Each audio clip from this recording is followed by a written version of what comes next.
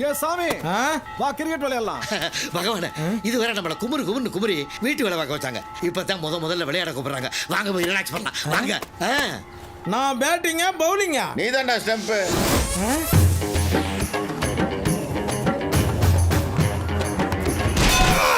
நானும் வந்தது பாக்குறான், வெறித்தனமா போடுறான். இவனும் அடிக்க மாட்டான், எல்லா பாலும் பின்னாடியே ஓடுறான். இவனை கொஞ்சம் ஒழுங்கா ஆட சொல்றான். ஒழுங்கா ஆடுறா. என்னது? பகவான் தான் சொல்ல சொன்னாரு. பால் போடு. ஏன்டா? நீங்க தானே சொல்ல சொன்னீங்க. அது என் மாடலேஷன்ல சொல்ல வேண்டித்தான்டா.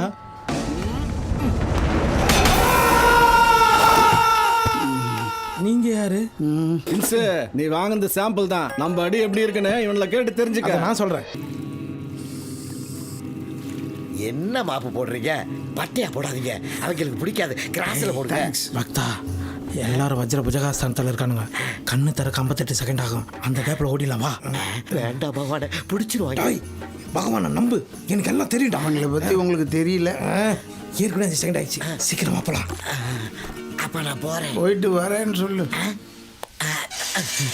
டேய், என்னடா 2 பக்கம் வழி இருக்கு, எந்த பக்கம் நான் போறது? இந்த பக்கம் போலாம். அப்ப கண்டிப்பா இந்த பக்கம் நம்ம வரா. அப்புறம் ஏன் என்ன கேட்ட?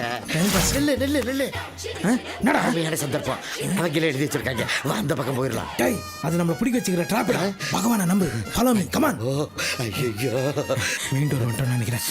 பகவானே போகாதீங்க, அவங்க அங்கேதான் இருக்காங்க.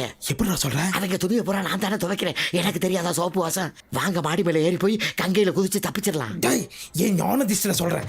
நம்ம தப்பிச்சு போறதுக்கு ஒரே வழி இந்த பக்கம் தான் இருக்குது. வாடா வாடா, பகவானை நம்பி வாடா. வாடா சொல்றேன், வாடா பண்ணு மூக்க, வாடா வாடா தப்பிச்சு போய்.